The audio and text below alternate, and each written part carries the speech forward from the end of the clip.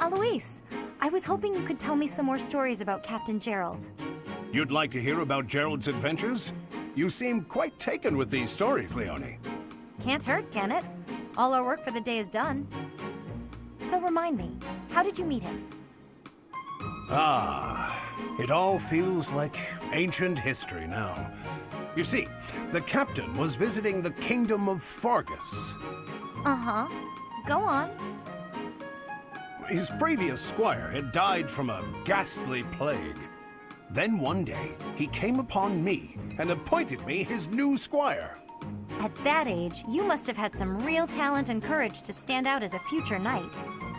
Oh, no, it wasn't that. I was just an orphan boy living in the monastery. I was a timid little thing. Really? He didn't choose you for your bravery? What made him choose you then? My face looked like the dead boys. What? That's it?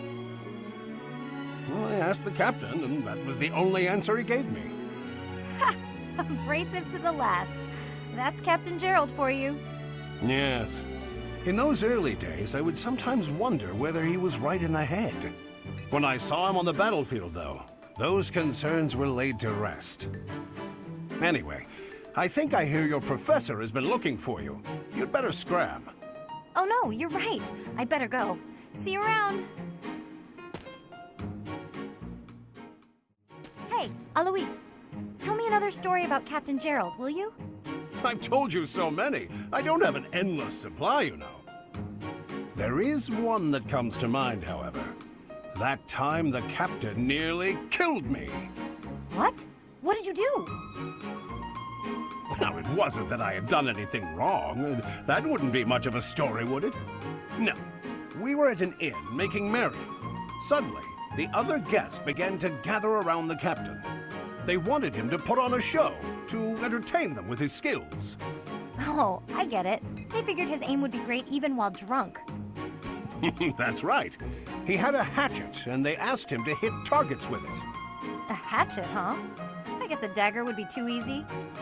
Indeed, indeed. Then the captain tells me, "Put this apple on your head and stand over there." Ah, so he could knock it right off, huh? That was the idea, but the hatchet fell short of my head, nearly striking me square in the chest. If I hadn't gotten out of the way, that inn would have been my grave. I knew it.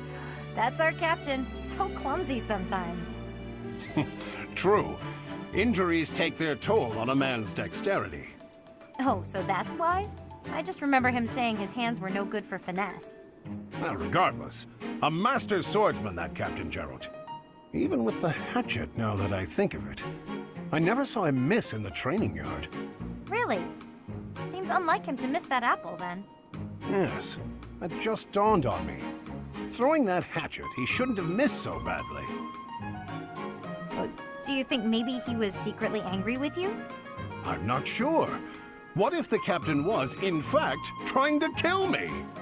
Ha! No way. He must have known you would dodge the throw in time. Horsing around at the inn, deadly serious on the battlefield.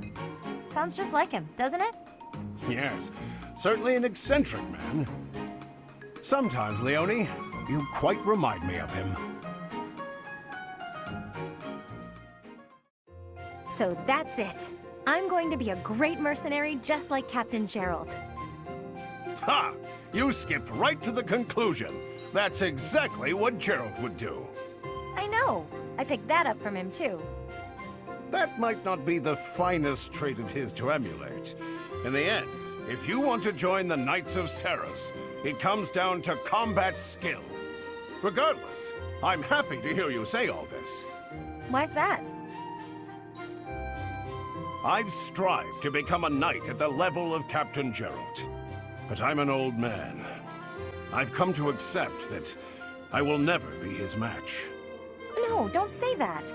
You can't give up. No, it's quite all right. I know myself and what I'm capable of. But you're still young. Youth is a weapon of the utmost power. Infinite possibility. We are both inspired by Captain Gerald, so I hereby bequeath to you my lofty ambitions. That's... wow. I'm sorry, I don't know what to say. No need to cry, Leonie. I'm relieved. My dream is in good hands with you. Captain Gerald is looking down proudly on you, I'm sure. Will you carry on his legacy? Of course I will. Definitely. Leonie, do you remember the story I told you once about what happened at the inn? The hatchet throwing? Sure, I remember. Why? Gerald ran up quite a tab with all his drinking, and he left without paying. Now his debt is due.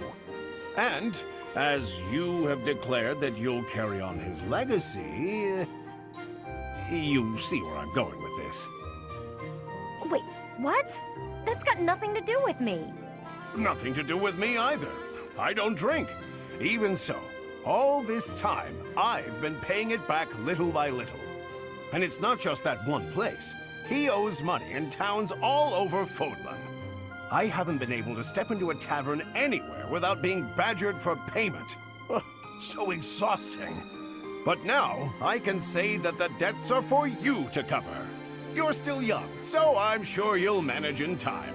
Thank you, Leonie! Hold on, that's a joke, right? Hey, get back here! Take your lofty ambitions back! I don't want your stupid debts!